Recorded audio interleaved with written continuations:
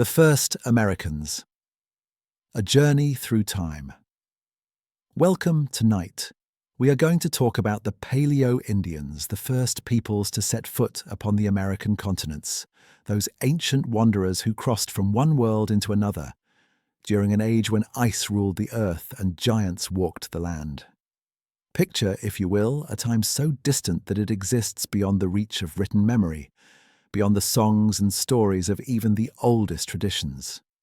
We must travel back more than 15,000 years to an epoch when the world was locked in the grip of the last great ice age, when glaciers miles thick covered much of North America, and the sea levels had dropped so dramatically that land bridges connected continents that are now separated by vast oceans. It is in this alien yet wondrous landscape that our story begins, with small groups of hardy people making a journey that would change the course of human history forever.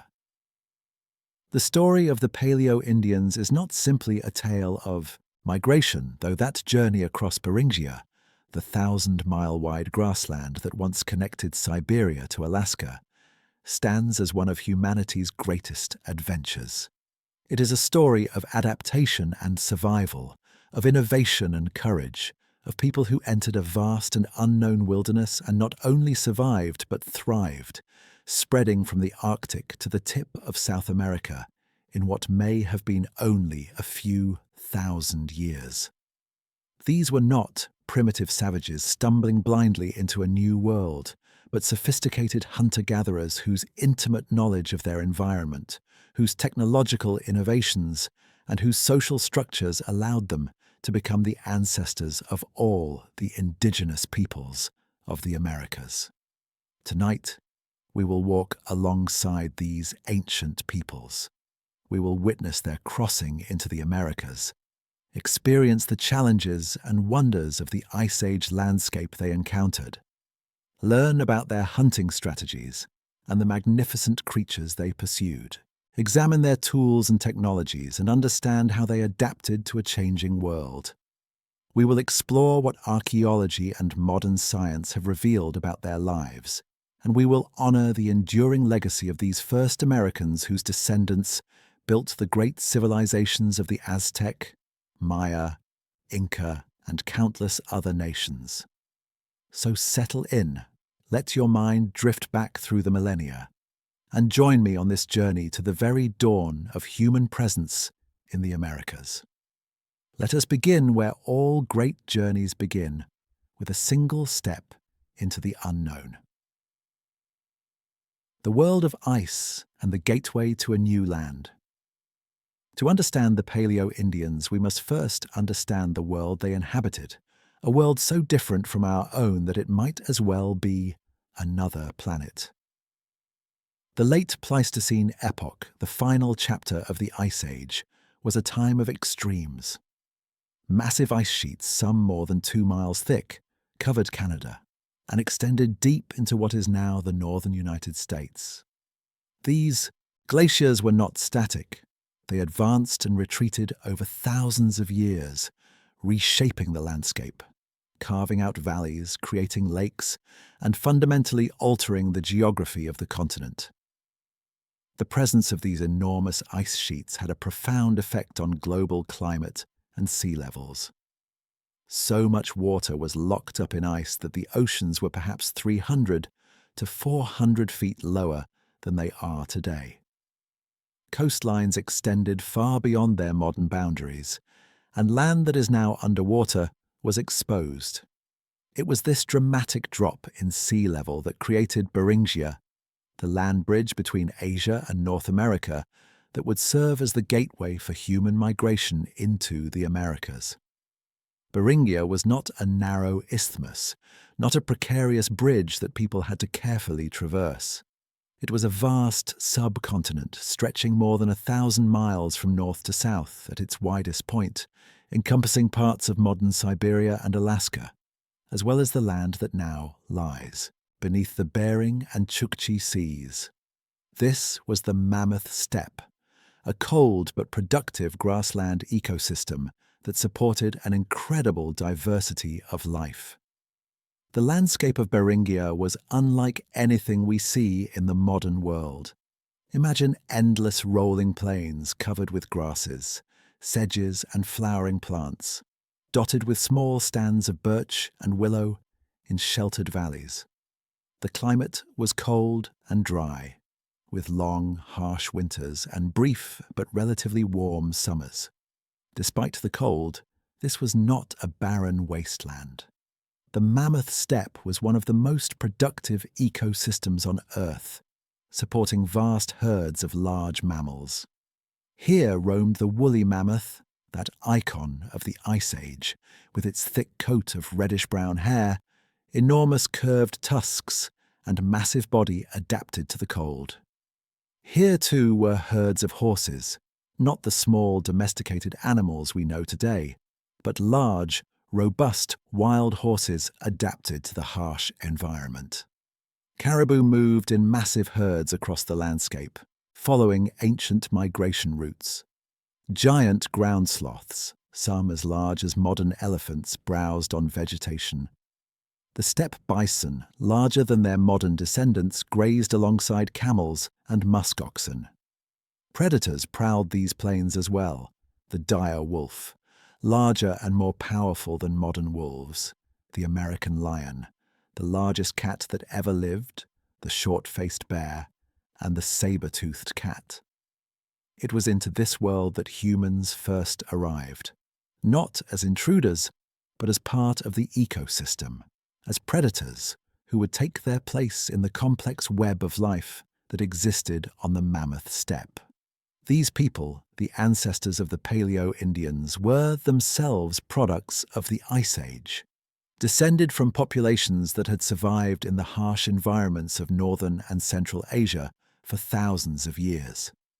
They were expert hunters, masters of survival in cold climates, and they possessed knowledge and technologies that would serve them well in their new homeland.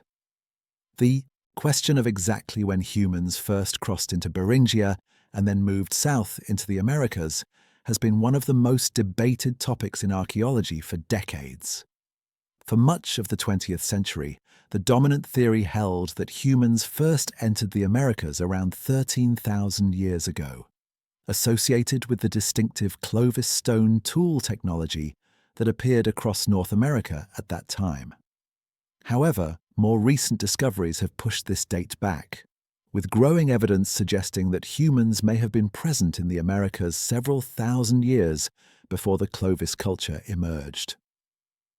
Archaeological sites in locations as diverse as Monteverde in Chile, the Paisley Caves in Oregon, and the Bluefish Caves in Yukon have yielded evidence of human occupation dating to 14,000 to 15,000 years ago, and some researchers argue for even earlier dates. The picture that is emerging is more complex than the simple narrative of a single migration.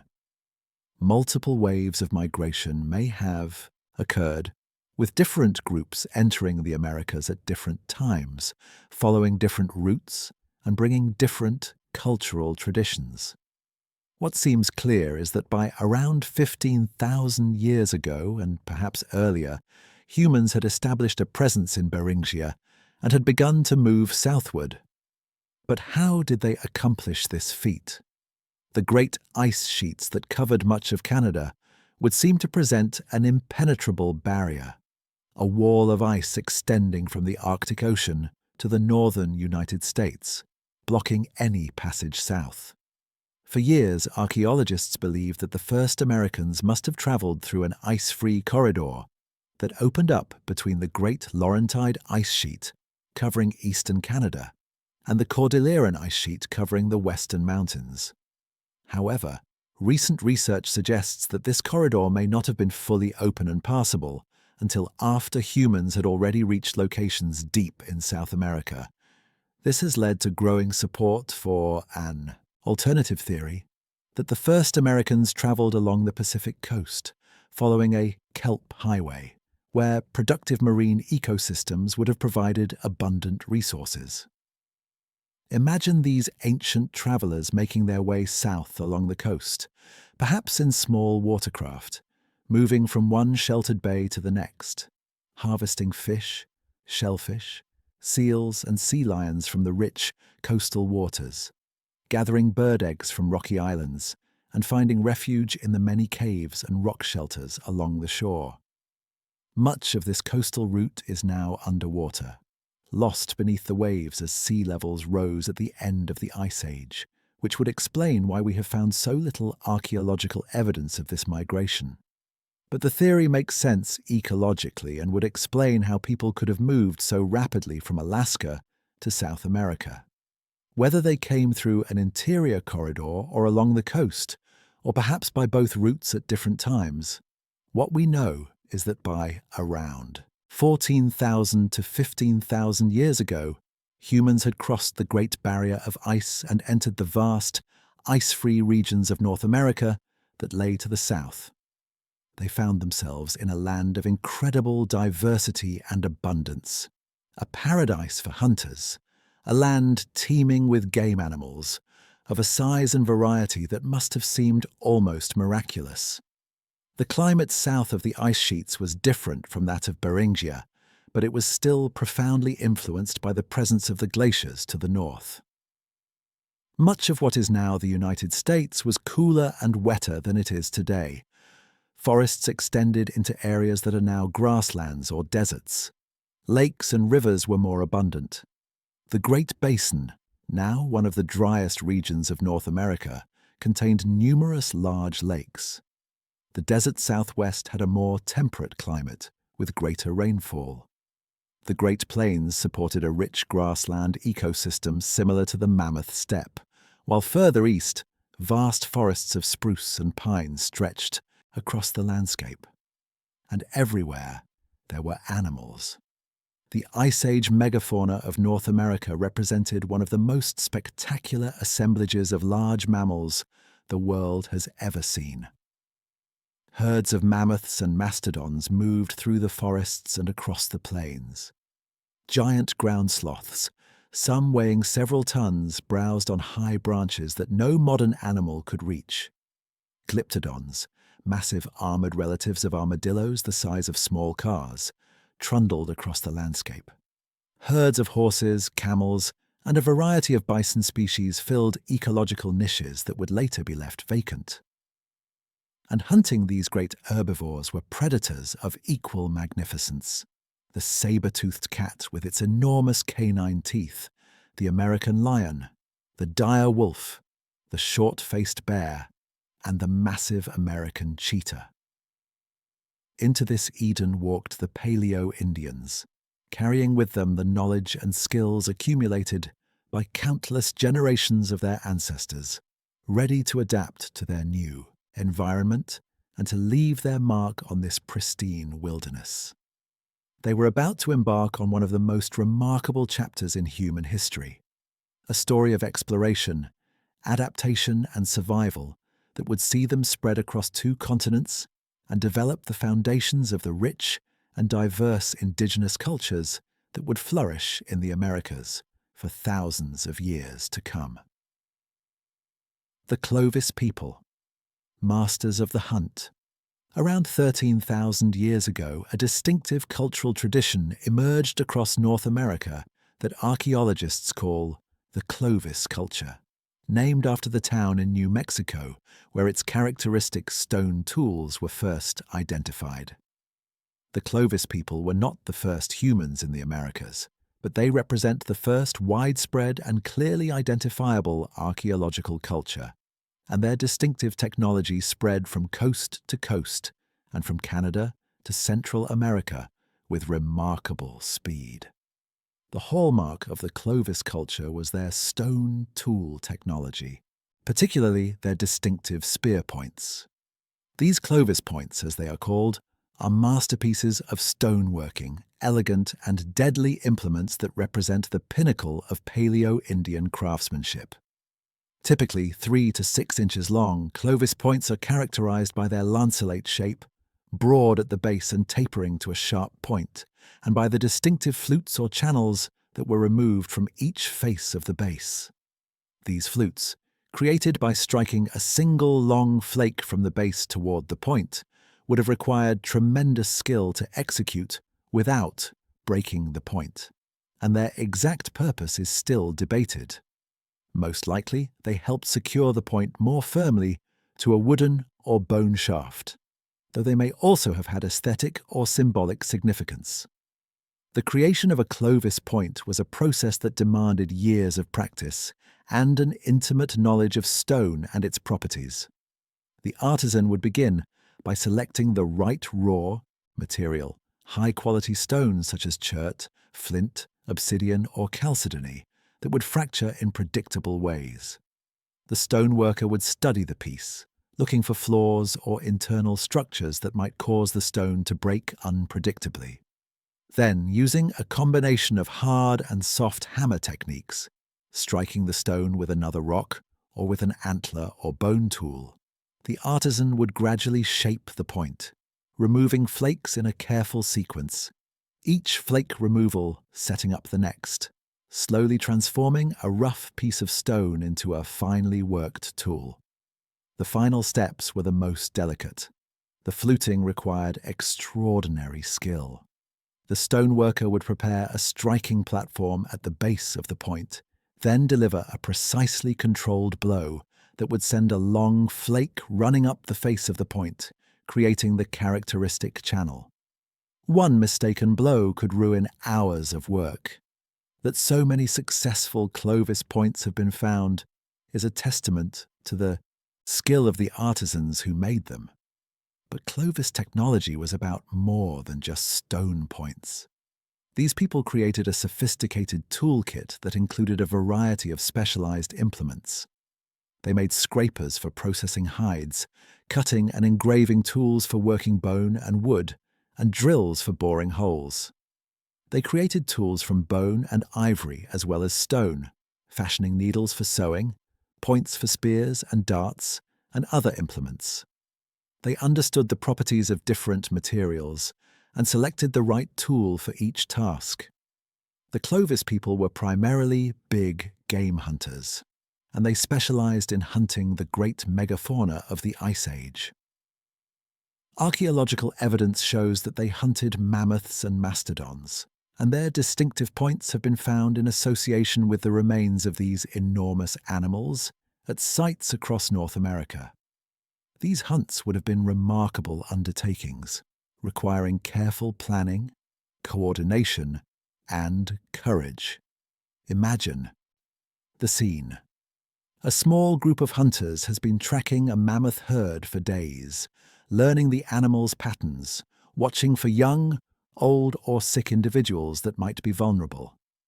They have chosen their target, perhaps a subadult mammoth that has become separated from the herd, or an older individual that is moving more slowly than the others.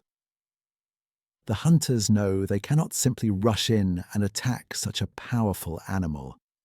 An adult mammoth stands 10 to 14 feet tall at the shoulder and weighs 6 to 8 tons. Its tusks, which can be more than 10 feet long, are deadly weapons, and a single blow from its trunk could kill a man. The hunters must use their intelligence and their knowledge of animal behavior. They approach from downwind, moving silently, communicating with hand signals. They carry spears tipped with their precious Clovis points, weapons they have crafted with painstaking care and tested to ensure they will fly true.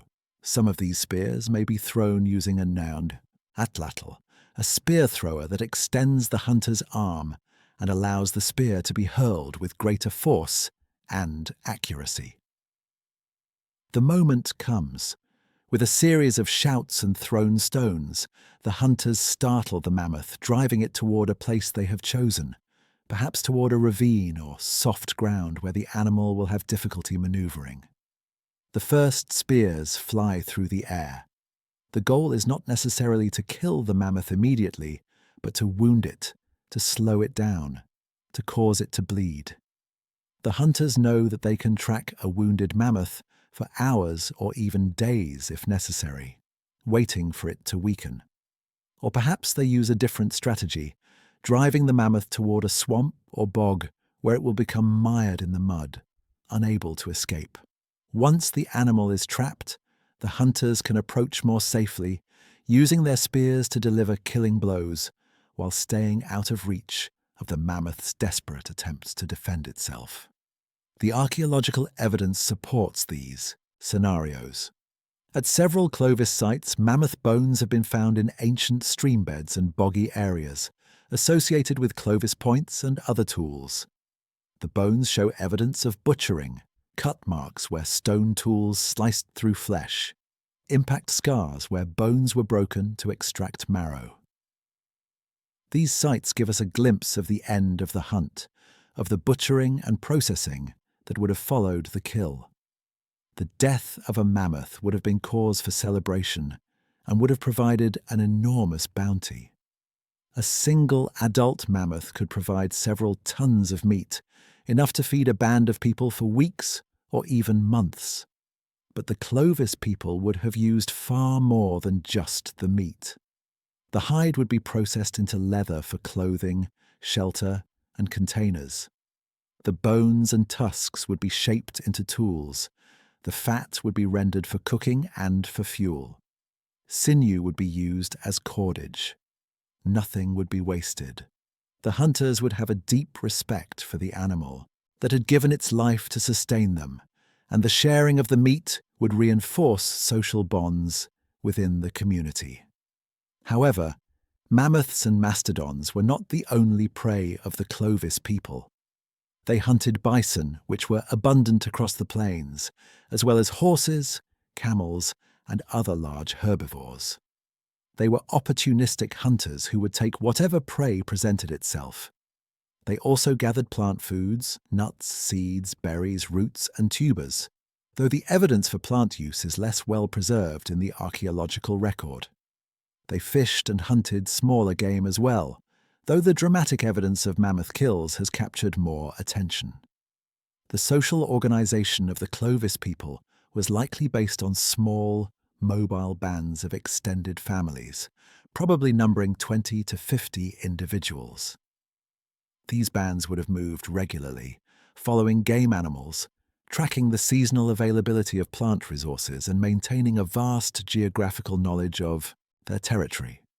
They would have had extensive knowledge of stone sources, knowing where to find the best quality material for making their tools, and Clovis points made from stone that originated hundreds of miles from where they were found suggest that these people traveled widely or traded extensively. The rapid spread of Clovis technology across North America, appearing in a relatively short time period across an enormous geographical area, suggests that these people were highly mobile and that information, and perhaps even people, moved relatively quickly across the landscape.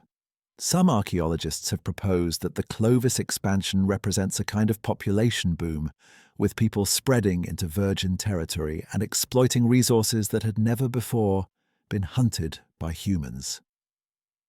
In this scenario, the Clovis people would have spread like a wave across the continent, their population growing rapidly as they moved into new areas rich with game.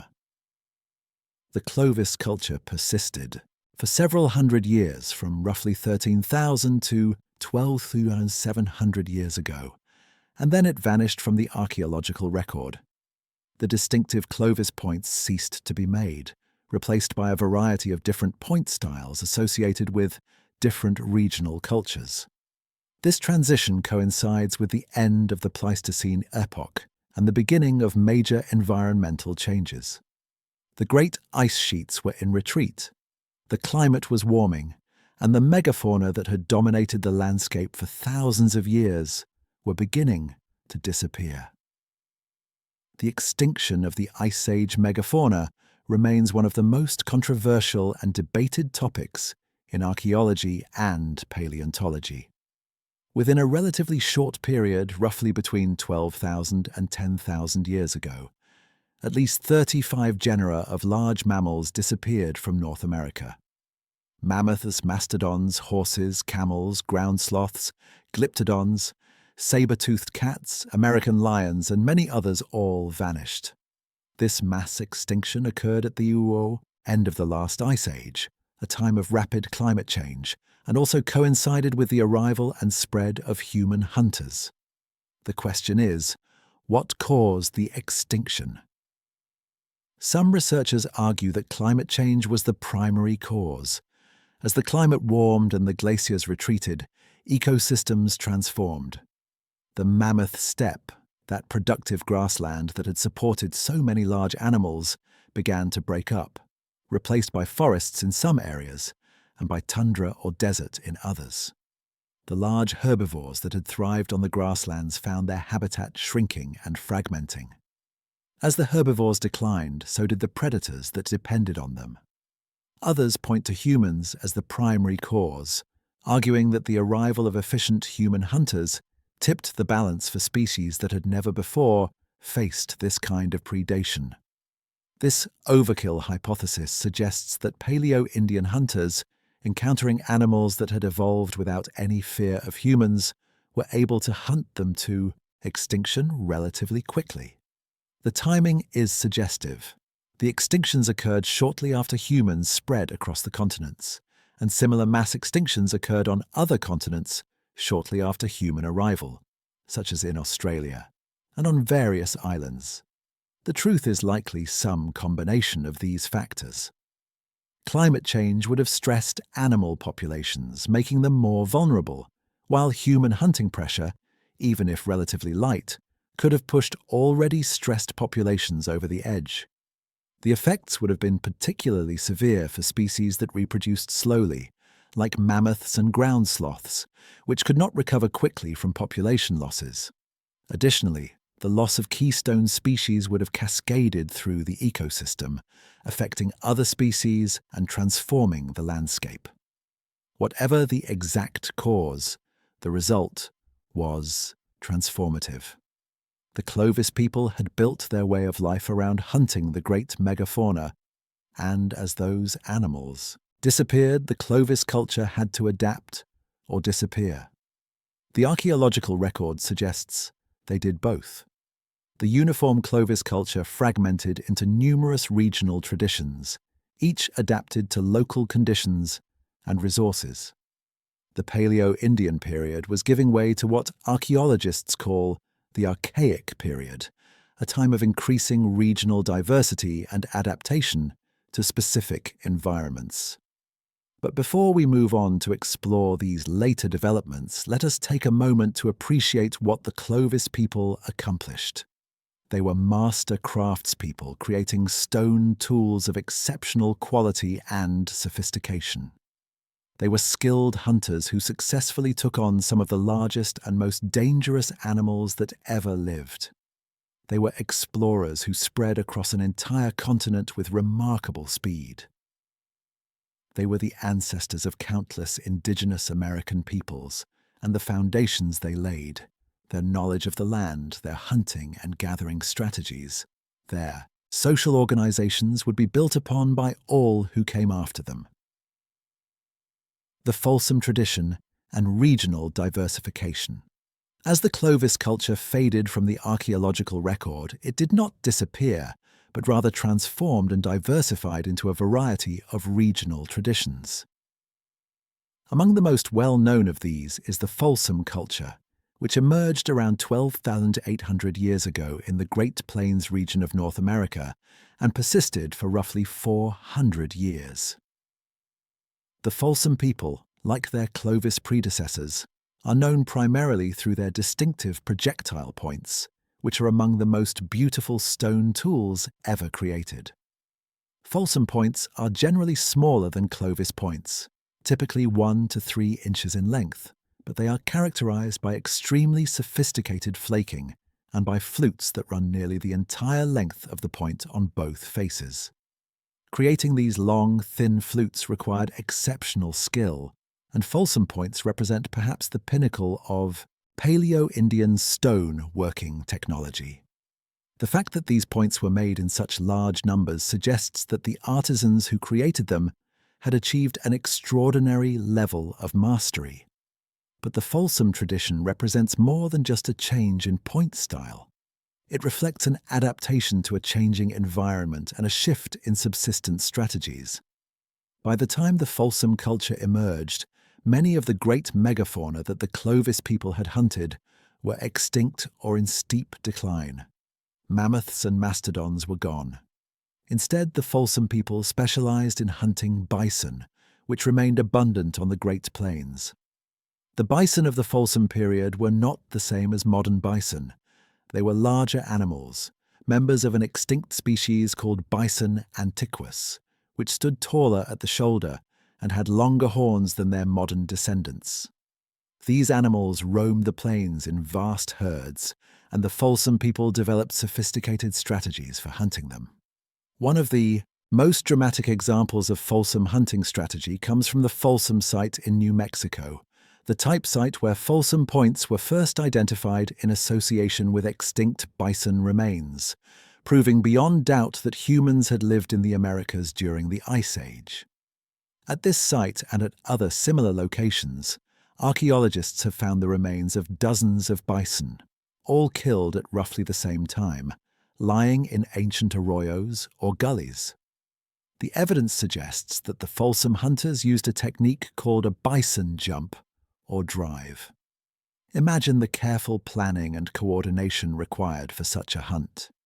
The hunters would have studied the movements and behavior of the bison herds, noting their migration routes and preferred grazing areas. They would have scouted the terrain, looking for the right location, a place where the landscape could be used to advantage, perhaps a steep-sided arroyo or a box canyon with only one exit.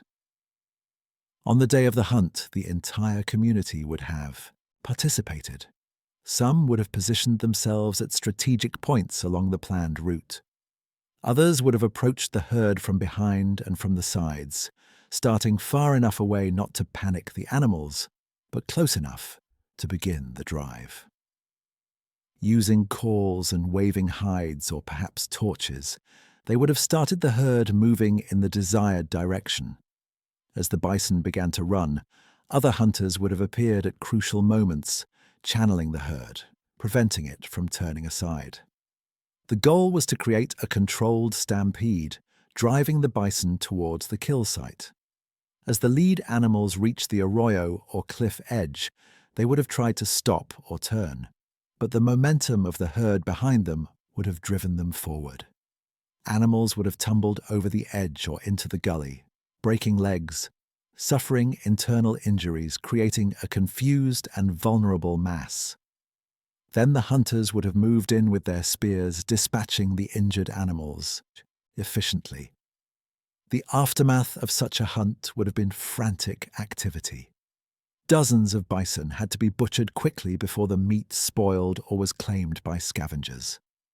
The entire community would have worked together, cutting and stripping meat, preserving it by smoking or drying, processing hides, breaking bones to extract marrow.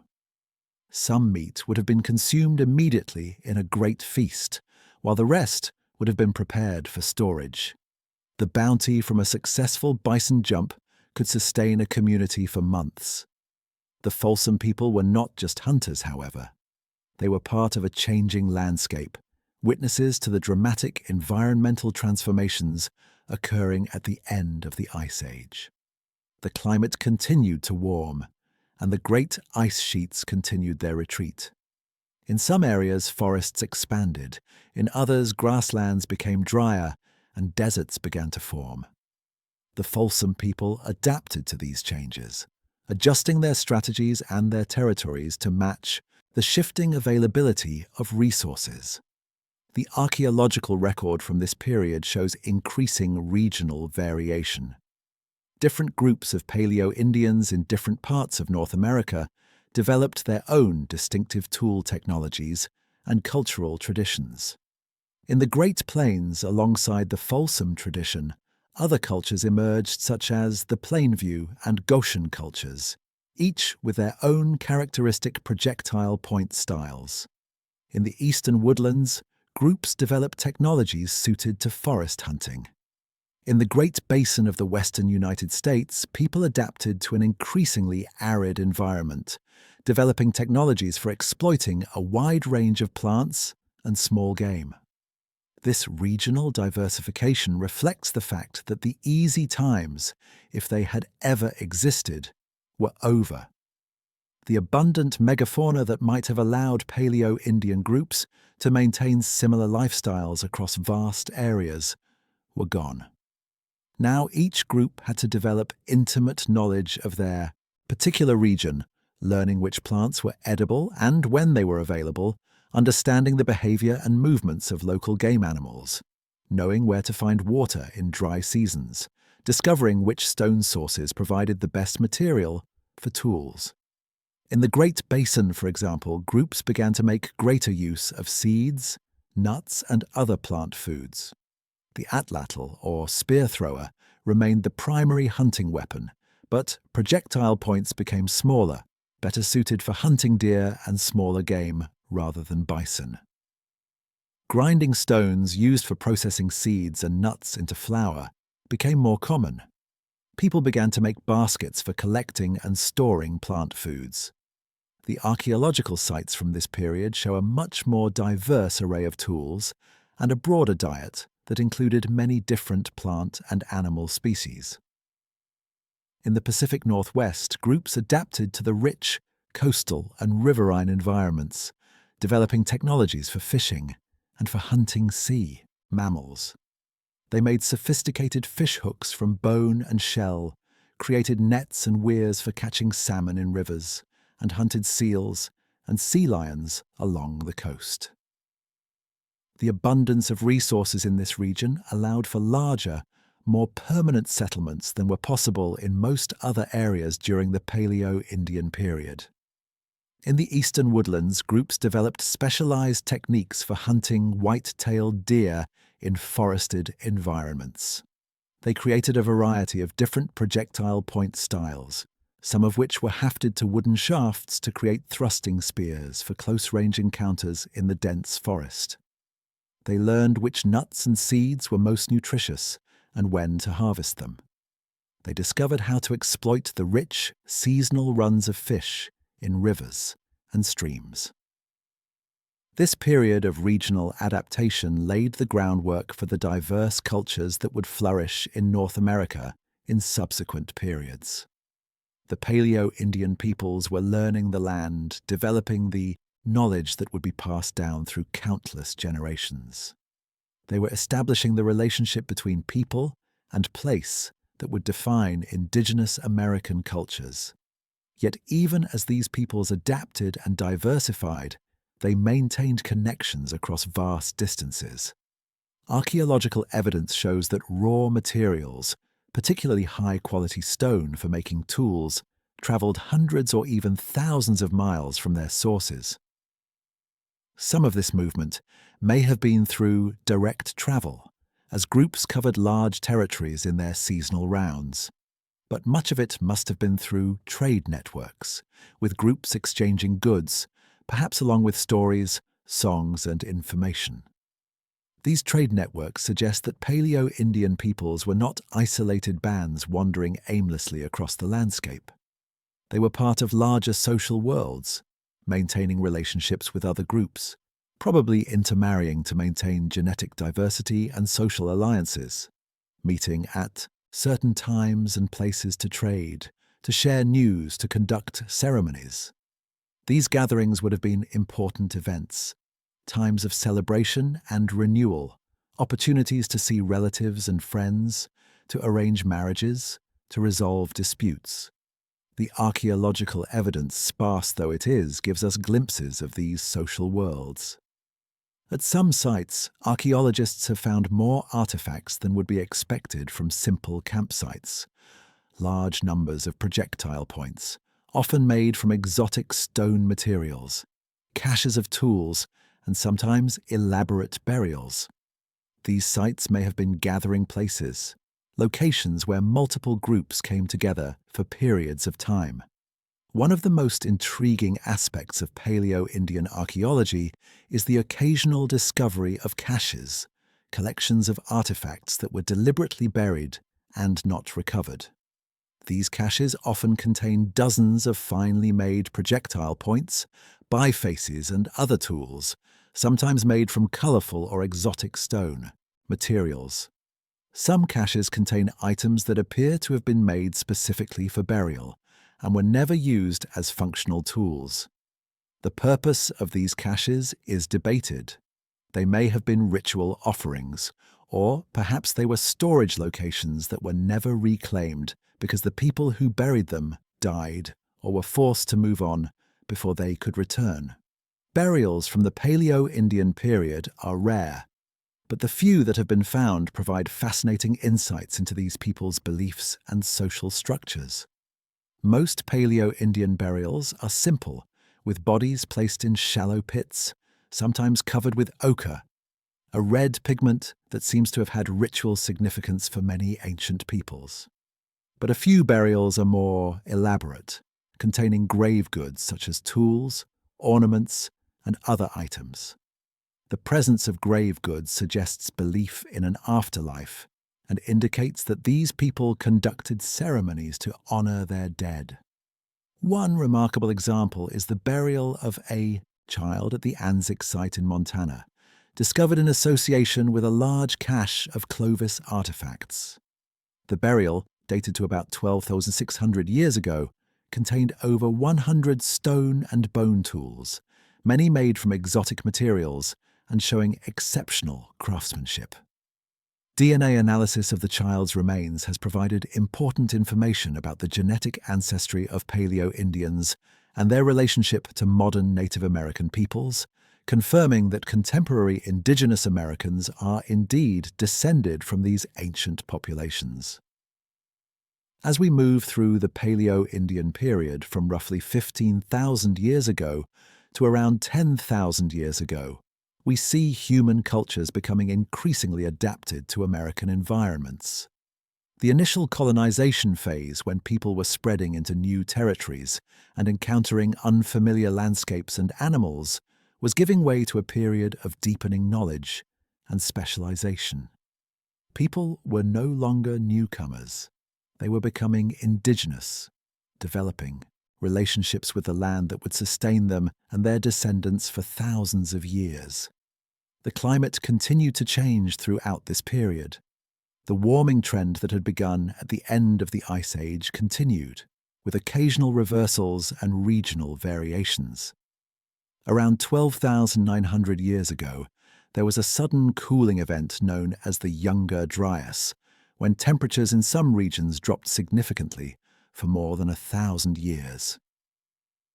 This cold snap temporarily halted the retreat of the glaciers and brought Ice Age conditions back to parts of North America.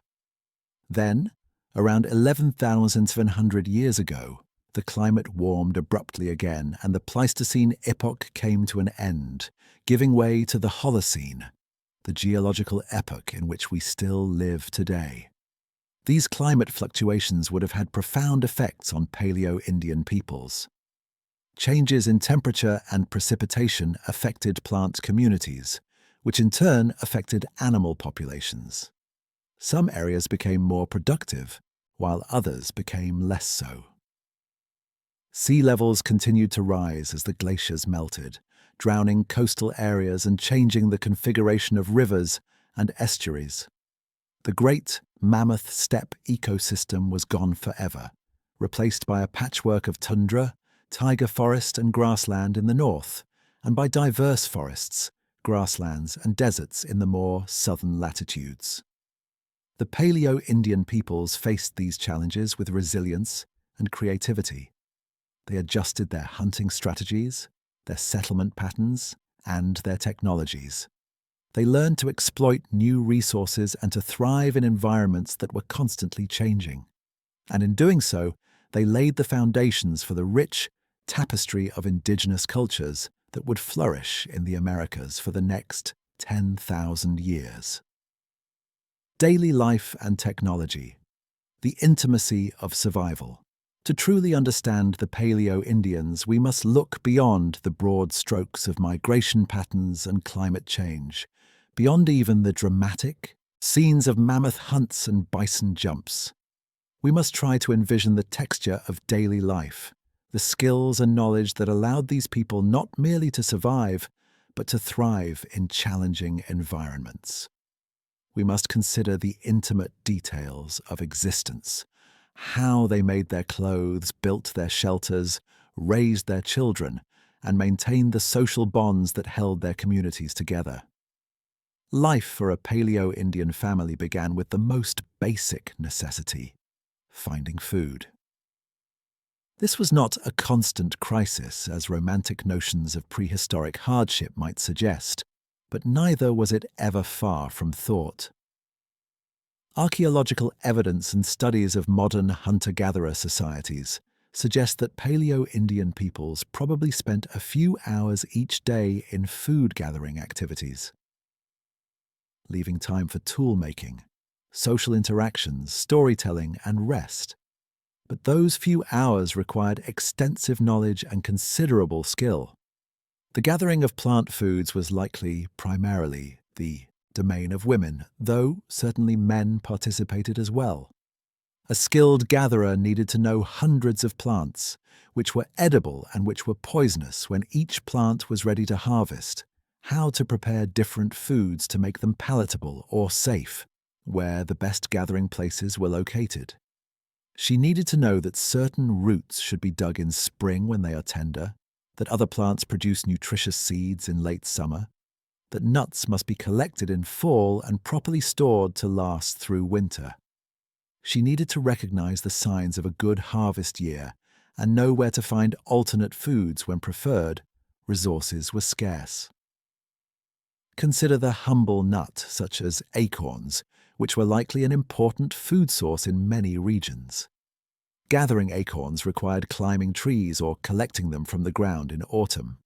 But raw acorns are bitter and contain tannins that can be harmful if consumed in large quantities. To make them edible, they must be processed, cracked to remove the shells, ground into meal, and then leached repeatedly with water to remove the tannins. This process takes time and knowledge, but the reward is a nutritious flour that can be stored for months and used to make a variety of foods. Plant gathering required not just knowledge but also technology. Baskets were essential for collecting and transporting plant foods. Although no Paleo-Indian baskets have survived, we can infer that they were made from the archaeological evidence of later periods and from the presence of plant processing tools. Creating a watertight basket capable of holding seeds, nuts, or even water required skill in selecting and preparing plant fibers and in mastering complex weaving techniques. Women were also responsible for much of the food preparation. Archaeological sites contain grinding stones, mortars, and pestles used for processing plant foods.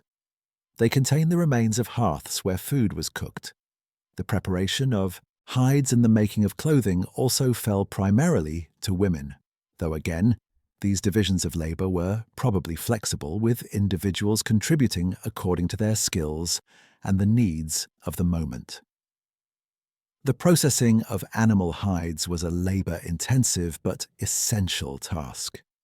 After a successful hunt, the hides had to be removed from the carcass, a job that required sharp stone knives and considerable skill to avoid damaging the hide. The hide would then be scraped to remove any remaining flesh and fat, using stone scrapers that archaeological sites have yielded in large numbers. These scrapers are distinctive tools, often made from large flakes with one edge carefully retouched to create a strong, sharp, scraping edge.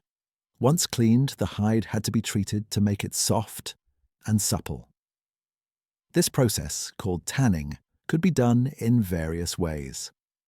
One common method involved rubbing the hide with a mixture of animal brains, which contain natural oils and enzymes that break down the proteins in the hide.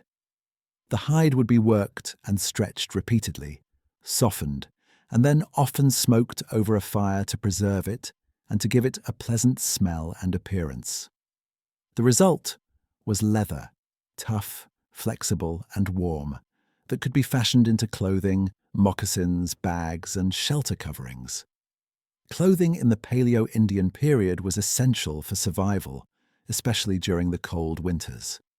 The Paleo-Indians were living at the end of the Ice Age, and even in southern regions, winters could be harsh. We have no preserved examples of Paleo-Indian clothing, but we can make informed guesses based on the clothing of people in similar climates and on the tools we find at archaeological sites. People likely wore layered clothing made from animal skins. A basic outfit might include a tunic or shirt, leggings, moccasins, and in cold weather, a cloak or robe. The clothing would have been sewn together using bone or ivory needles with thread made from animal sinew. The creation of each garment required careful measurement and cutting, and considerable sewing. Clothing might be decorated with fringes, shells, bone beads, or other ornaments. Such decorations serve not only aesthetic purposes but also social ones, indicating status, affiliation, or achievement. In particularly cold climates, people might have worn furs with the hair left on, providing superior insulation. The creation of such fur clothing required even greater skill, as the hides had to be prepared in ways that preserved the hair. The Paleo-Indians of Beringia and the far north would have needed such clothing to survive, and their descendants in later periods developed sophisticated cold-weather gear that still serves as a model for modern Arctic clothing. Shelter was another basic necessity. Paleo-Indian peoples were mobile, moving regularly to follow game and to exploit seasonal resources, so their dwellings had to be portable or at least easily constructed. Archaeological evidence suggests a variety of shelter types. In some regions, people made use of natural shelters such as caves and rock overhangs. In open areas where no natural shelter existed, they constructed tents or huts. The most common type of constructed shelter was probably a simple tent made from wooden poles covered with animal hides. The frame might be conical, like a teepee, or it might be dome-shaped. The poles would be lashed together at the top and covered with hides that were carefully sewn to fit. Such a structure could house a family, providing protection from wind, rain, and cold. Inside, fires would provide warmth and light. Sleeping platforms might be constructed from branches covered with hides or plant materials. Personal belongings would be stored around the perimeter of the dwelling. At some sites, archaeologists have found post holes and other evidence of more substantial structures.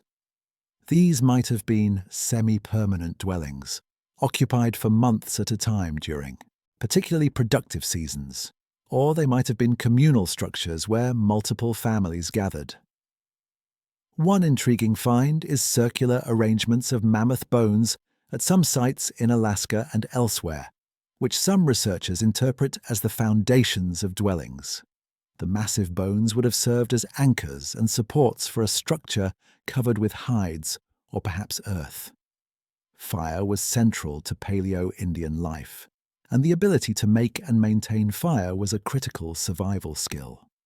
Fire provided warmth, cooked food, drove away dangerous animals, provided light after dark, and served as the focus of social gatherings. The ability to control fire is one of the defining characteristics of humanity, and Paleo-Indian peoples were expert fire makers. Starting a fire from scratch was no simple task. The two main methods available to Paleo-Indians were the friction method and the percussion method. The friction method involved rubbing two pieces of wood together to create heat, either by rapidly rotating a drill-like stick in a notch in a board or by sawing one stick across another. When done correctly, this friction creates fine wood dust that heats to the point of ignition, creating a glowing ember that can be transferred to tinder and blown into flame. The percussion method involved striking certain types of stone, such as pyrite or marcasite, against flint to create sparks that would ignite tinder. Both methods required skill, the right materials, and a good deal of practice. Once a fire was started, however, it would be carefully maintained and kept burning as long as possible.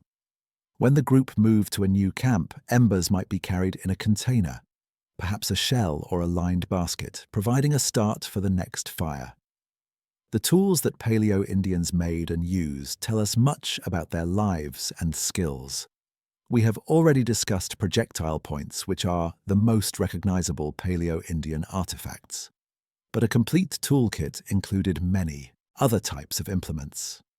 There were knives for cutting meat and processing hides, scrapers for working leather, gravers and burins for engraving and carving bone and wood, and drills for boring holes. There were large bifacial tools that served multiple functions and small, delicate implements for fine work. The creation of these tools was not just a practical activity, but also a skilled craft that required years of learning. A young person would watch adults making tools from childhood, gradually learning the techniques. They would practice on inferior materials, making mistakes and learning from them. Eventually, they would progress to working with high-quality stone, producing tools that were both functional and beautiful. Stone toolmaking was not just about removing flakes from a core. It required an understanding of stone and its properties, how different types of stone fracture, how heat treatment can improve the workability of some materials, how to read the internal structure of a piece of stone to predict how it will break. It required physical skill, the ability to strike a blow with just the right force and at just the right angle, the dexterity to hold and position small pieces of stone. And it required patience and persistence, the willingness to spend hours creating a single tool. But stone was not the only material Paleo-Indians worked. They also created tools and other objects from bone, antler, ivory, and wood. Bone and antler could be shaped into needles, awls, projectile points, and other implements. Mammoth ivory, when available, was particularly valuable as it was hard and took an excellent polish. Wooden tools, though they rarely survive in the archaeological record, would have been essential. Digging sticks for gathering roots, spear shafts, tent poles, handles for stone tools, bows and arrows in later periods, and countless other implements. Creating an effective spear shaft, for example, required selecting a straight-grained piece of wood from the right species, carefully shaping it to the proper diameter and length, ensuring it was straight and balanced, smoothing the surface and properly attaching the stone point. An experienced hunter could tell the quality of a spear just by feeling its weight and balance in their hand. The social world of the Paleo-Indians was built on kinship and reciprocity. Bands were likely composed of several extended families, with individuals related by blood or marriage. Leadership was probably informal, with decisions made through consensus and with particular individuals being respected for their knowledge, skills, or wisdom. An experienced hunter might lead a hunting party, while an elder with deep knowledge of plant resources might guide gathering expeditions. Shamans or spiritual leaders might conduct ceremonies and serve as healers. Marriage patterns probably involved marrying someone from another band, which would have served the important function of creating alliances between groups and maintaining genetic diversity. When young people married, they might join the band of their spouse, creating connections between groups that could be drawn upon in times of need. These alliances meant that a person in difficulty could seek help from relatives in other bands, and that groups could come together for communal hunts or for defense. Children were precious as they are in all societies, and particularly so in small populations where each person was important to the survival of the group. Children would have been raised by the entire community, learning from parents, grandparents, and other adults. Play would have been not just recreation, but also education, as children imitated adult activities, practiced survival skills, and learned social norms. Storytelling must have been central to Paleo-Indian culture, though no stories from this period have survived. Around evening fires, elders would have told tales that educated and entertained. Stories about the origins of the world and of people. Stories about the animals and plants. Stories that encoded practical knowledge about where to find resources and how to survive dangerous situations. Stories about ancestors and their deeds. Stories that explained social norms and moral values. These stories would have been the library and the school, the history book, and the law code of Paleo-Indian peoples. Music and art were likely also important, though direct evidence is scarce.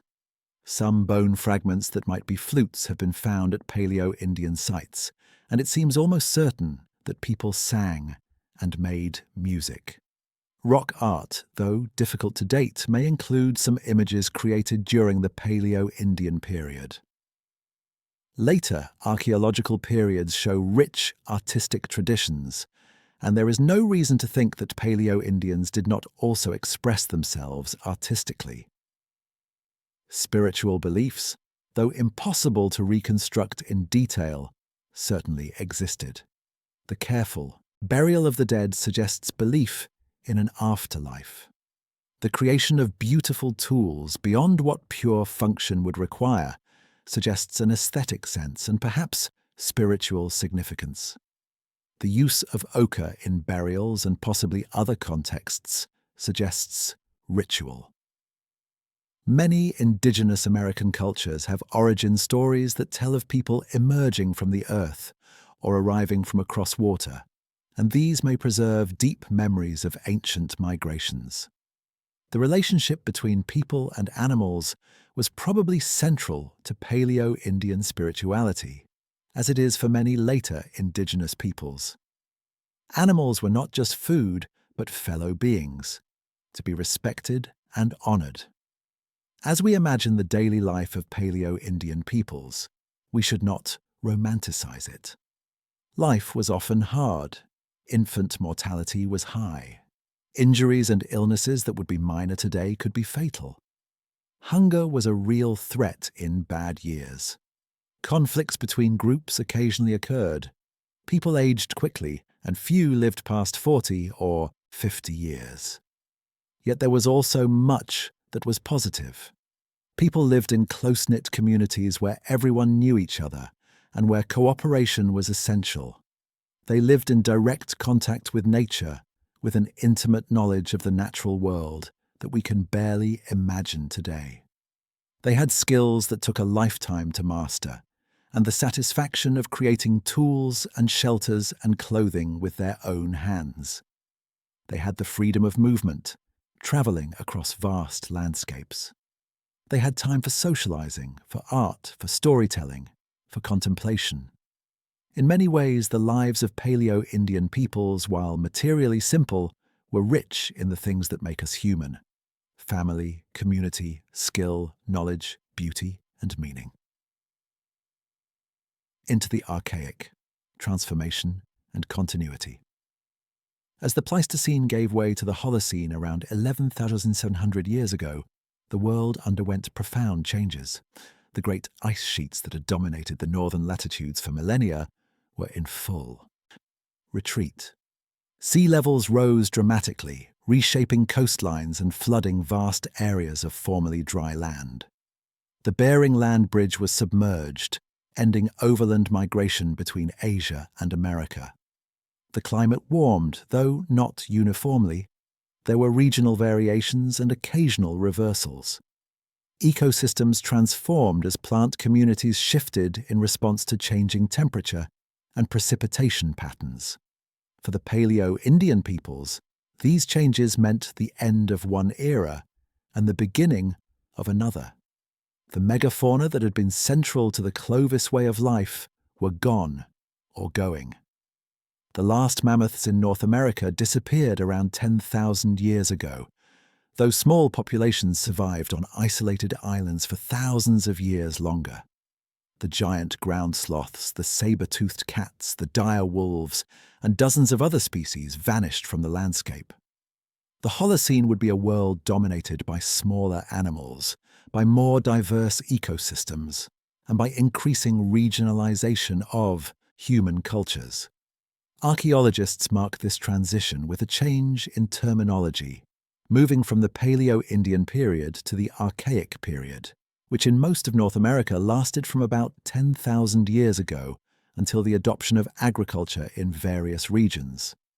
But this is a scholarly division, and we must remember that the people themselves did not wake up one day and decide they were now archaic rather than Paleo-Indian. The transition was gradual, and in many ways there was profound continuity. The peoples of the Archaic period were the direct descendants of the Paleo-Indians, carrying forward their knowledge, their technologies, and their traditions, while adapting to new circumstances. The most obvious change in the archaeological record is in projectile point technology. The large fluted points of the Clovis and Folsom traditions gave way to a bewildering variety of smaller, unfluted points. Different regions developed their own distinctive styles, and archaeologists have named dozens of point types from the Archaic period: Dalton, Scottsbluff, Eden, Plainview, and many others. This diversity reflects increasing regional adaptation, with each cultural group developing technologies suited to their particular environment and the game animals they hunted. These smaller points were better suited for hunting deer, elk, and other medium-sized game than for hunting mammoths. Many appear to have been used on darts thrown with an atlatl, while some may have been hafted as knife blades or used on thrusting spears. The atlatl, or spear thrower, became the dominant hunting weapon of the Archaic period. This simple but ingenious device, essentially a stick with a hook on one end that engages the butt of a spear, allowed a hunter to throw a spear with much greater force and distance than could be achieved by hand alone. But the Archaic period was characterized by much more than changes in projectile points. It saw the development of many new technologies and the expansion of the resource base. Archaic peoples made greater use of plant foods than their Paleo-Indian ancestors had done. This required new tools: grinding stones for processing seeds and nuts, digging sticks for extracting roots, baskets for collecting and storing plant foods. It also required deep knowledge of plants and their uses, knowledge that women in particular must have accumulated and transmitted through generations. The use of plant foods became increasingly sophisticated during the Archaic period. People learned to process foods that were initially inedible, removing toxins or making tough materials digestible. They learned to store foods for use during lean seasons. In some regions, they may have begun to actively manage plant resources, perhaps by selectively harvesting and replanting, by burning vegetation to encourage the growth of useful plants, or by protecting productive patches from over-exploitation. These practices would eventually lead to the domestication of plants and the development of agriculture, though that transition lay in the future for most North American groups. Fishing became increasingly important in many regions during the Archaic period. Archaic peoples developed a variety of fishing technologies: hooks made from bone or shell, nets woven from plant fibers, fish weirs and traps constructed in streams and rivers, and harpoons for taking large fish. In coastal regions and along major rivers, fish could be an abundant and reliable resource, and archaeological sites from the Archaic period often contain large quantities of fish bones. The exploitation of shellfish also increased during the Archaic period, as evidenced by the shell middens or mounds that are found along coasts and rivers in many parts of North America. These middens, some of which are enormous, consisting of millions of discarded shells, represent thousands of years of accumulated refuse from shellfish consumption. They tell us that Archaic peoples regularly harvested clams, oysters, mussels, and other shellfish, resources that were abundant, easy to collect, and nutritious. The broadening of the resource base during the Archaic period allowed for greater population density in some regions. Archaeological sites become more numerous in the Archaic period compared to the Paleo-Indian period, suggesting that population was growing. In particularly resource-rich environments such as the Pacific Northwest, coastal California, and parts of the southeast, populations could become quite dense and more permanent settlements were possible. In the Pacific Northwest, for example, the combination of abundant salmon runs, rich marine resources, and productive terrestrial plant and animal resources allowed archaic peoples to develop a more sedentary lifestyle than was typical elsewhere. They built substantial houses, established permanent or semi-permanent villages, and developed complex social structures. Although these developments reached their fullest expression in later periods, their roots lie in the archaic. In the southeast, the rivers and their floodplains provided abundant resources, and archaic peoples in this region also began to develop more complex settlement patterns. By the late Archaic period, some groups were building elaborate structures and engaging in long-distance trade. The most famous example is Poverty Point in Louisiana, a massive late Archaic site dating to around 3,500 years ago. Poverty Point features enormous earthen mounds and ridges arranged in a complex geometric pattern, suggesting a level of social organization and labor mobilization that was unprecedented in North America at that time. Trade networks expanded greatly during the Archaic period. Raw materials and finished goods moved hundreds or even thousands of miles from their sources. Copper from the Great Lakes region has been found in sites throughout eastern North America. Marine shells from the Gulf Coast and the Atlantic have been found in the interior. High-quality stone for tool-making was transported long distances. This trade was not just in materials, but also in ideas, technologies, and possibly in people. The expansion of trade suggests that archaic peoples were part of extensive social networks, with regular contact and communication over large areas. Burial practices became more elaborate during the Archaic period, particularly in the late Archaic. Cemeteries appeared where people were buried in the same location over many generations, suggesting attachment to particular places and perhaps concepts of territorial ownership. Some burials were accompanied by rich grave goods, copper tools and ornaments, shell beads and gorgets, stone pipes, carefully made projectile points and other tools. These burials suggest increasing social differentiation, with some individuals or families having higher status than others. The appearance of social inequality is one of the most significant developments of the Archaic period.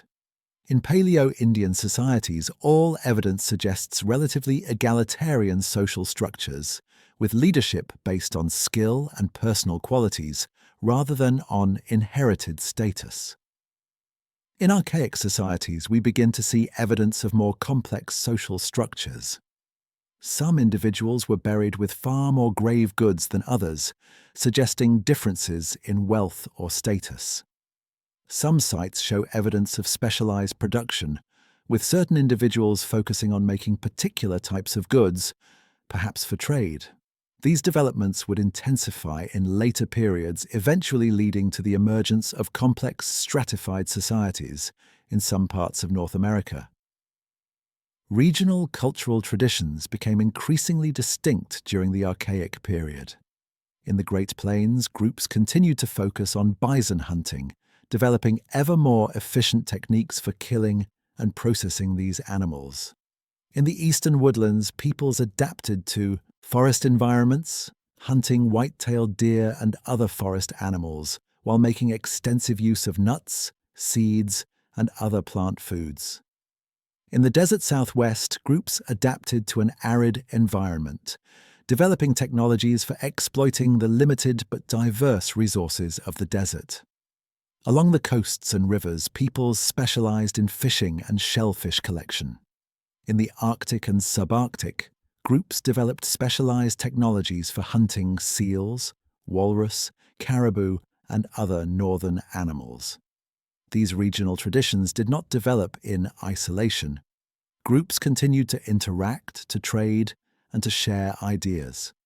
But each region was also developing its own unique cultural identity, its own traditions and technologies, its own relationship with the land. This regional diversity would be a defining characteristic of indigenous American cultures for the rest of their history. One particularly interesting development of the Archaic period was the domestication of dogs.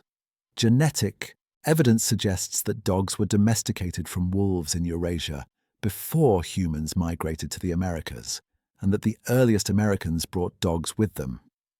Throughout the Paleo-Indian and Archaic periods, dogs were important companions, assisting with hunting, serving as guards and providing companionship. In some regions, they may also have been used as pack animals, carrying goods when groups moved camp. The relationship between humans and dogs is one of the oldest and most important interspecies relationships. And for archaic peoples, dogs were not just tools, but members of the community. Some dogs were buried with ceremony, suggesting they were valued as individuals.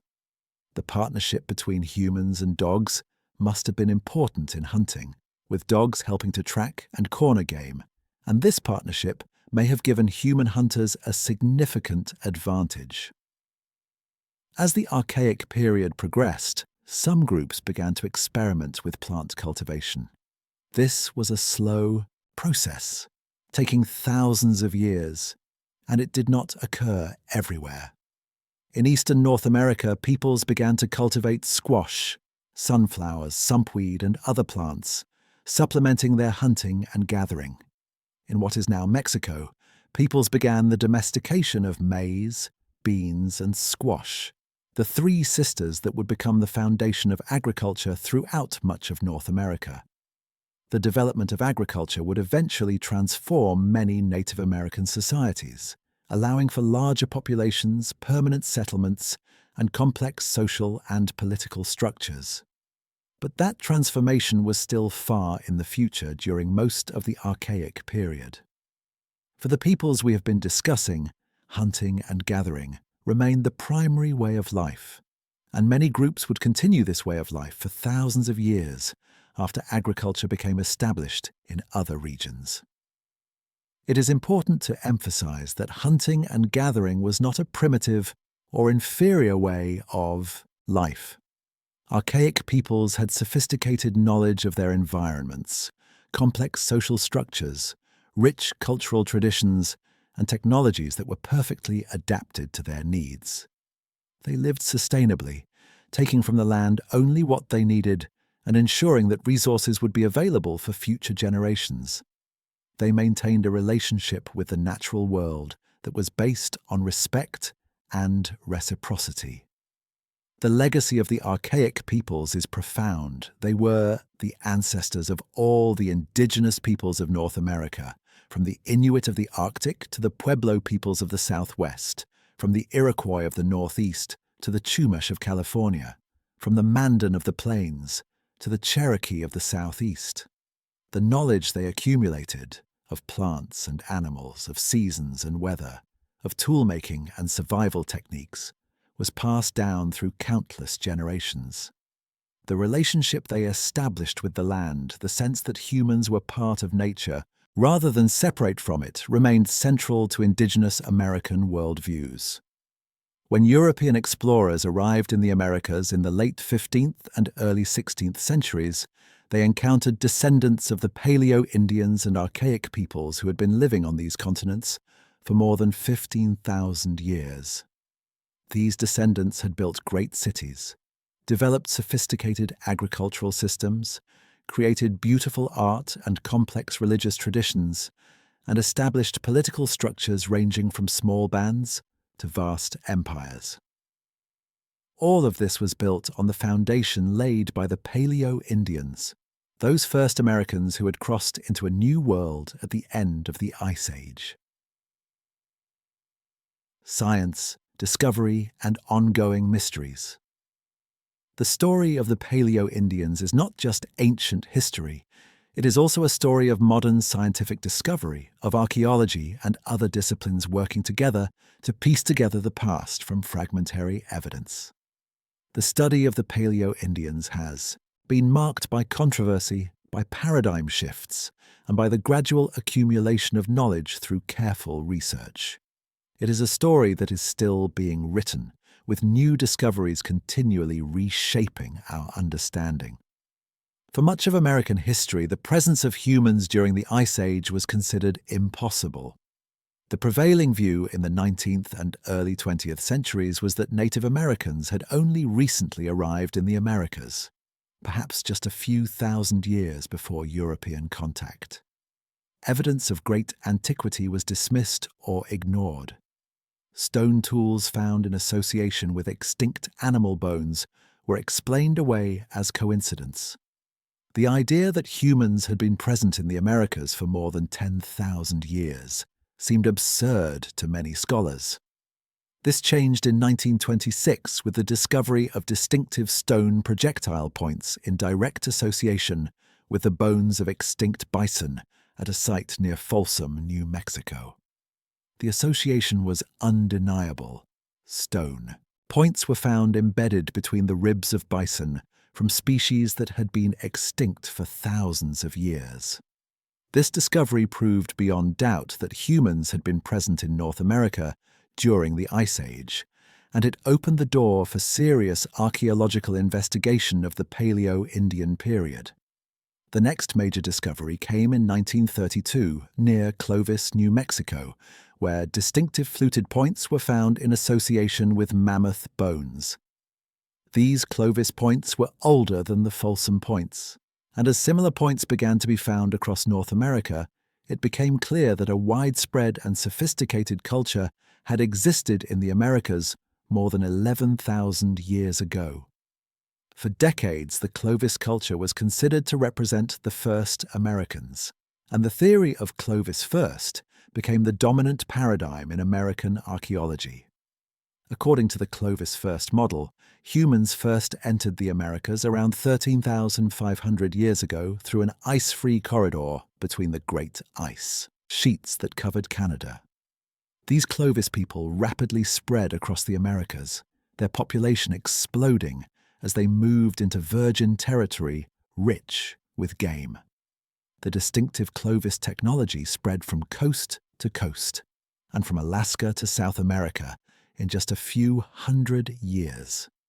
The Clovis people were thought to be responsible for the extinction of the Ice Age megafauna, hunting animals to extinction as they spread across the continents. This was an elegant theory, and for many years it seemed to be supported by the archaeological evidence. No convincing evidence of pre-Clovis occupation had been found, despite decades of searching. Any claims of earlier sites were subjected to intense scrutiny and usually found wanting. The Clovis first model became so entrenched that archaeologists who suggested earlier dates for human occupation risked their professional reputations. But beginning in the 1970s and accelerating in the 1990s and 2000s, evidence began to accumulate that humans had been present in the Americas before the emergence of Clovis culture. The key breakthrough came at Monteverde in southern Chile, where careful excavation documented human occupation dating to at least 14,500 years ago, more than 1,000 years before Clovis. The Monteverde site provided compelling evidence: clear structures, stone tools, preserved organic materials, and unambiguous stratigraphic context. After years of debate, most archaeologists now accept Monteverde as legitimate, which means that Clovis cannot have been first. If people were living at the southern tip of South America 14,500 years ago, they must have entered the Americas considerably earlier. This realization has led to a re-evaluation of many previously dismissed sites and to intensive searching for older evidence of human presence. Sites such as the Paisley Caves in Oregon, the Deborah L. Friedkin site in Texas, and the Paige Ladson site in Florida have all yielded evidence suggesting human presence before Clovis, though the exact dates and the interpretation of the evidence remain subjects of ongoing debate and research. The challenge in identifying pre-Clovis sites is that the evidence becomes less clear the further back in time we go. Stone tools from the earliest periods may not have the distinctive characteristics that make Clovis and Folsom points so easily recognizable. They may be simpler tools that are difficult to distinguish from naturally broken rock.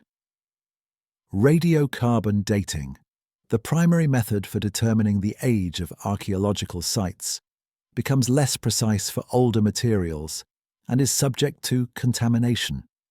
Claims of great antiquity require extraordinary evidence, and many proposed pre-Clovis sites have not withstood careful scrutiny. Despite these challenges, the preponderance of evidence now suggests that humans were present in the Americas by at least 15,000 years ago, and possibly earlier. Some researchers have proposed dates as early as 20,000 or even 30,000 years ago, though these remain controversial and are not widely accepted. The question of exactly when the first humans entered the Americas remains open, and new discoveries may continue to push the date back. Modern genetic research has provided crucial insights into the origins and relationships of Paleo-Indian and contemporary Native American peoples. DNA analysis of ancient remains, including the Anzac child mentioned earlier, has shown that Paleo-Indians were the ancestors of contemporary Native Americans. All indigenous peoples of the Americas share genetic markers that can be traced back to populations that lived in Beringia and northeastern Asia. This genetic evidence confirms what the archaeological record suggests, that Native Americans are descended from peoples who migrated from Asia during the late Pleistocene. Genetic studies have also revealed complexity in the story of American peopling.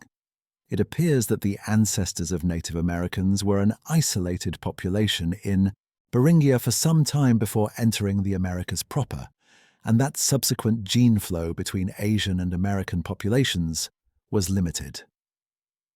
Different Native American populations show varying genetic relationships, suggesting multiple migration events and complex patterns of movement and interbreeding. Some populations in South America show genetic markers suggesting an Australasian connection, though the nature and timing of this connection remain mysterious and controversial.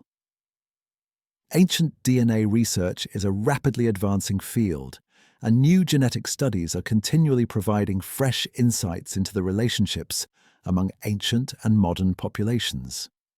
However, this research must be conducted with sensitivity, as the remains being studied are the ancestors of living peoples, and Native American communities have legitimate concerns about how research is conducted and how the remains of their ancestors are treated. In the United States, the Native American Graves Protection and Repatriation Act, NAGPRA, provides some legal protection for Native American remains and sacred objects, though tensions between scientific research and indigenous rights remain. Another important line of evidence comes from the study of ancient climate and environments. Paleoclimatologists and paleoecologists use a variety of methods to reconstruct past climates, analyzing pollen preserved in lake sediments, studying tree rings, examining ice cores from glaciers, and investigating the distributions of plant and animal remains. This research has provided detailed pictures of how environments changed during the late Pleistocene and early Holocene, allowing archaeologists to understand the contexts in which Paleo-Indians lived. For example, we now know that the ice-free corridor between the great ice sheets did not open until relatively late, probably around 13,000 to 14,000 years ago, and that when it first opened, it would have been a barren, inhospitable landscape with few resources.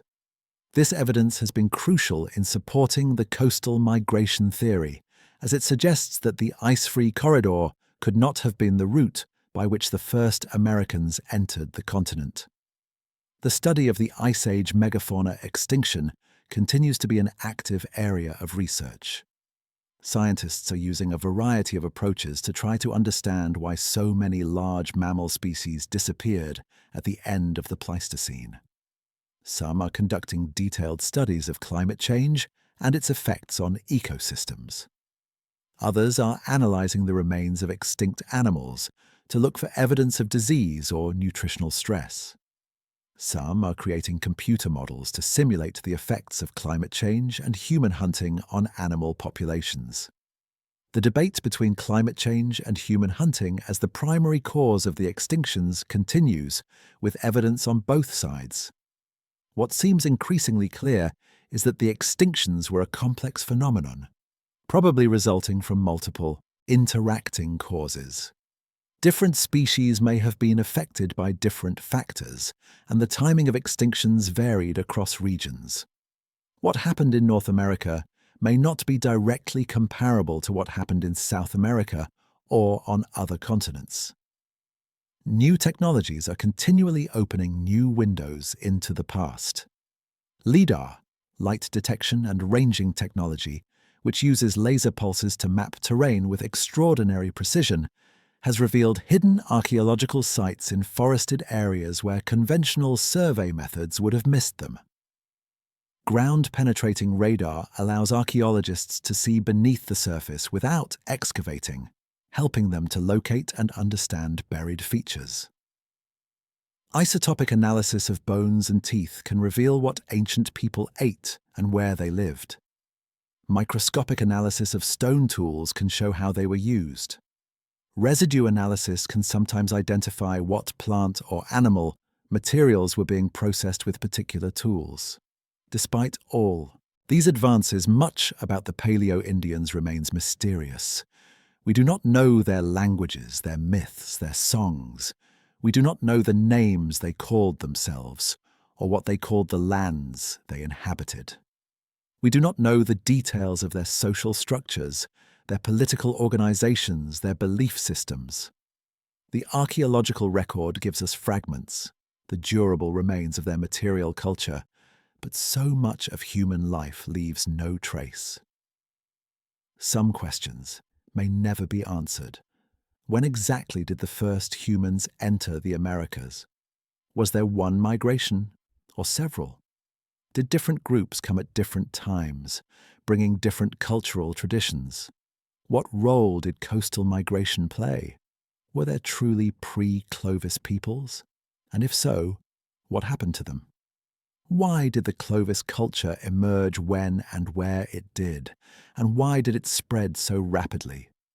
What exactly caused the megafauna extinctions? These questions continue to drive research and debate. What we can say with confidence is that the story of the Paleo-Indians is a story of human achievement, of adaptation and survival, of exploration and discovery. These were people who ventured into unknown lands and made them home. They were the ancestors of the rich and diverse cultures that flourished in the Americas for thousands of years. They remind us of the human capacity for resilience, ingenuity, and courage. Legacy and reflection.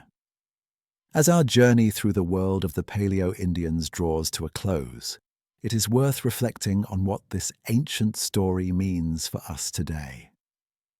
The Paleo-Indians lived in a world vastly different from our own, yet they faced challenges that resonate across the millennia: adapting to climate change, managing resources sustainably, maintaining social cohesion, passing knowledge from one generation to the next. The first Americans were innovators and problem solvers. When they encountered the massive megafauna of the Ice Age, they developed hunting strategies that allowed them to successfully take prey that outweighed them 100-fold. When their traditional prey disappeared, they adapted, broadening their diet and developing new technologies. When they moved into new environments, they learned the land, discovering which plants were edible, where water could be found, where game animals migrated. This flexibility and adaptability allowed them to thrive in environments ranging from Arctic tundra to temperate forests to desert and tropical regions. The Paleo-Indians also remind us of the deep time of human presence in the Americas. When we speak of indigenous peoples, We are speaking of peoples whose ancestors have lived on these continents for 15,000 years or more.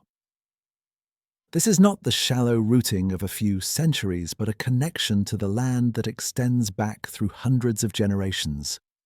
The knowledge that indigenous peoples possess about their lands, their resources, and their environments is the accumulated wisdom of these thousands of years. This ancient knowledge has practical value today. In an era of rapid climate change and environmental degradation, indigenous knowledge about sustainable resource management, about ecological relationships, about resilience in the face of change, has much to teach us. Indigenous peoples have managed landscapes sustainably for thousands of years, maintaining biodiversity and productivity. Their practices of careful harvesting, of taking only what is needed, of ensuring that resources will be available for future generations, stand in stark contrast to modern practices of extraction and exploitation. The story of the Paleo-Indians also reminds us of loss. The great megafauna of the Ice Age are gone forever. We will never see mammoths grazing on grasslands, never watch giant ground sloths reaching for high branches, never hear the roar of American lions. Whatever role humans played in their extinction, we must recognize that their disappearance impoverished the world. It is a reminder that our actions have consequences, and that extinction is forever. Similarly, much of the cultural heritage of the Paleo-Indians and their descendants has been lost or threatened. The arrival of Europeans in the Americas initiated catastrophic changes for indigenous peoples. Diseases to which Native Americans had no immunity swept through populations, killing millions. Military conquest, forced displacement, and genocide reduced populations further. Cultural suppression attempted to destroy indigenous languages, religions, and ways of life. The effects of colonization continue to affect indigenous peoples today. Yet indigenous peoples and cultures have survived. Despite everything that has been done to them, Native American peoples persist, maintaining their identities, preserving their languages and traditions, asserting their rights. They are not relics of the past, but living peoples, with vibrant contemporary cultures that are rooted in ancient traditions while engaging with the modern world. The descendants of the Paleo-Indians are still here, and their voices deserve to be heard. The study of the Paleo-Indians is not just an academic exercise, but a way of honoring these ancient peoples and their descendants. Every projectile point carefully catalogued, every site painstakingly excavated, every analysis meticulously conducted adds to our understanding of human history and of the remarkable achievements of the first Americans.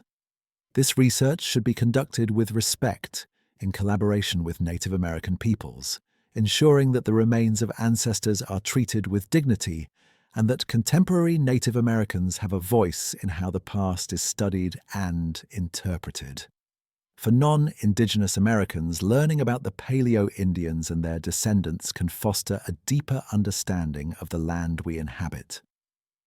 Every place in the Americas has been home to indigenous peoples for thousands of years. The landscapes we think of as wilderness were managed by human beings for millennia. The rivers, mountains, valleys, and plains all have names in indigenous languages and are woven into stories and histories that far predate European arrival. To understand American history, we must begin not with Columbus or with the first European settlements, but with the Paleo-Indians and the 15,000 years of human history that preceded European contact. As we look to the future, the story of the Paleo-Indians offers both warnings and inspiration. The warning is that human actions can have profound and irreversible effects on the environment. The extinction of the megafauna, whatever its causes, transformed ecosystems fundamentally. Today we face even greater environmental challenges: climate change, biodiversity loss, ecosystem degradation that threaten both the natural world and human societies. The decisions we make today will affect the world for thousands of years to come, just as the actions of the Paleo-Indians continue to reverberate through time. The inspiration is in the human capacity for adaptation and resilience. The Paleo-Indians crossed continents and thrived in diverse and challenging environments. When their world changed dramatically at the end of the Ice Age, they adapted, developing new technologies and new ways of life. Their descendants built great civilizations and maintained sustainable relationships with their environments for thousands of years. If we face our challenges with similar ingenuity, flexibility, and respect for the natural world, there is hope for the future. The story of the Paleo-Indians is fundamentally a human story. It is about people making their way in the world, using their intelligence and skills to survive and prosper, forming communities and raising families, creating meaning through art and ritual, passing knowledge to the next generation. Across the vast gulf of time, we can recognize in them ourselves, the same hopes and fears, the same love for children and family, the same appreciation of beauty, the same courage in facing the unknown. Tonight, we have traveled back through 15,000 years, walking alongside the first Americans as they entered a new world, hunted the great animals of the Ice Age, adapted to changing climates, and established the foundations of the diverse indigenous cultures that would flourish in the Americas. We have seen their tools and tried to imagine their lives. We have honored their achievements and acknowledged their challenges. We have recognized in them the ancestors of contemporary Native American peoples and the first chapters in a long and ongoing story. As you drift towards sleep, perhaps you can imagine for a moment standing on the Bering Land Bridge all those millennia ago, looking eastward toward a vast continent stretching out before you, unknown and waiting. Imagine taking that first step into a new world, carrying with you all the knowledge and skills of your ancestors, ready to face whatever challenges and wonders lie ahead. Feel the weight of your spear in your hand, the warmth of your fur clothing, the presence of your family and band around you. Know that you are part of something larger than yourself, part of a story that will extend forward through countless generations. The Paleo-Indians took that step into the unknown with courage and determination. They made the Americas their home and left a legacy that continues to this day. Their story is our story, part of the great human adventure. A reminder of where we came from and of the long road that brought us to the present. It is a story worth remembering, worth honoring, and worth passing on to future generations. Thank you for joining me tonight on this journey through time. May you rest well, and may the story of the first Americans inspire you to see the world with fresh eyes, to appreciate the depth of human history, and to honor the peoples who came before us. Good night.